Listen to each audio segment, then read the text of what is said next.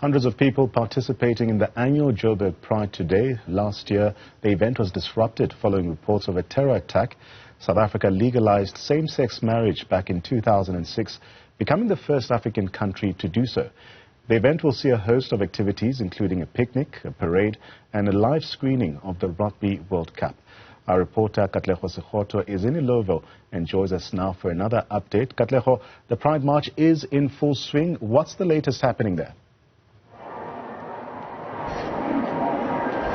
Absolutely, Nhlanhla. The march, the Pride Joburg March, has officially concluded and everyone is back in their thousands at the Wanderers Stadium. And this is where the after party really takes place until well into the evening. Of course, I'm sure everyone also preparing for the rugby match later on in the evening. But a lot of excitement. And, you know, as we took part in the march and spoke to people taking part in Pride March, it's really about people, owning their identity and feeling strong and secure within themselves. And this march is about respecting and supporting and finding resources for the LGBTQI community, or looking at where resources lack, where strides have been made, but just understanding that the South African Constitution really does recognize the rights of gay people, but where there's still challenges which exist, a march like this is trying to highlight those challenges. But I do have with me two guests who are going to speak to me. They're here to enjoy the rest of the evening. Thames and Barney, just tell me, why did you want to be here today and the significance of today? What does it mean for you? Well, for us, I would say it's not a want to be here. It's a need. It's a necessity. It's important for us to come and celebrate with our people and to be in one space where we know it's safe and to be in a space where we know we're celebrating all the work that we put in as individuals, but also as a community, where we say, look, it hasn't been easy, but it's very possible and it's colorful too, you know? Yeah. Same way, Bonnie? I definitely feel the same way. For me, I feel like we have to be as one, because that's what love is. It's me and you together. It's not about you're a man, you're a female, you're trans, but it's about being one. And being one is love.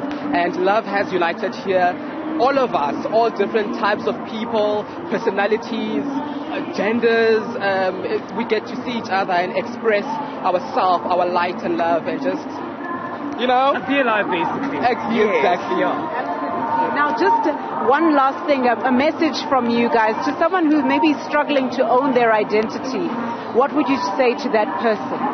I think one of the most famous, what is this called? Advice from our parents, which I have like a tattoo that you can't see here right now. It says you'll grow into it. I think beyond gender, identity, as human beings, there's a lot of things that we are given as challenges on this earth.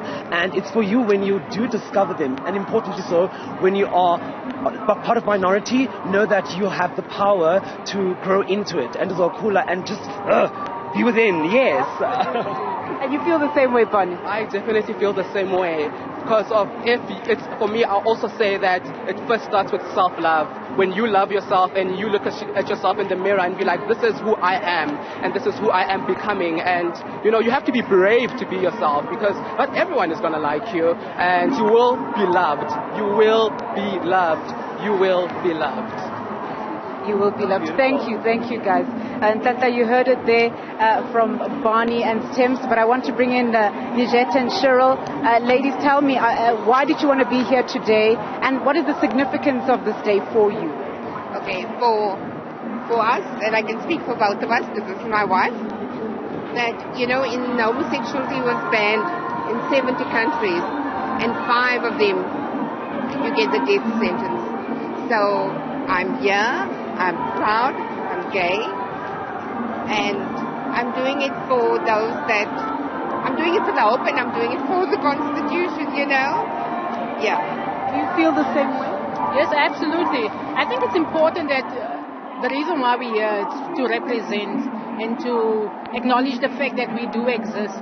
Not to silence ourselves, to closet ourselves, to be loud and proud and say we are here, we're human as anybody else is, and we have a right to love, we have a right to care, we have a right to whatever any other human being has, the right to. Loud. So do we have to the right. churches. Exactly, we have a right. We have a right even to serve God.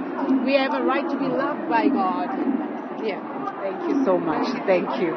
So, Nhlanhla, you heard it there, from the guests who are here at Pride Joburg 2023, really saying they're here to, be proud of themselves and to acknowledge that they're part of society and communities, and that the challenges that exist, they want to not only be tolerated but accepted and embraced within their different communities.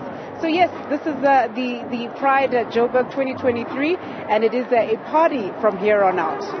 As our reporter Katleho Sekhotho, of course, she joins us from Pride Joburg, which is now at the Wanderers Stadium, where, of course, it's now music and lights after that march through the streets of Johannesburg.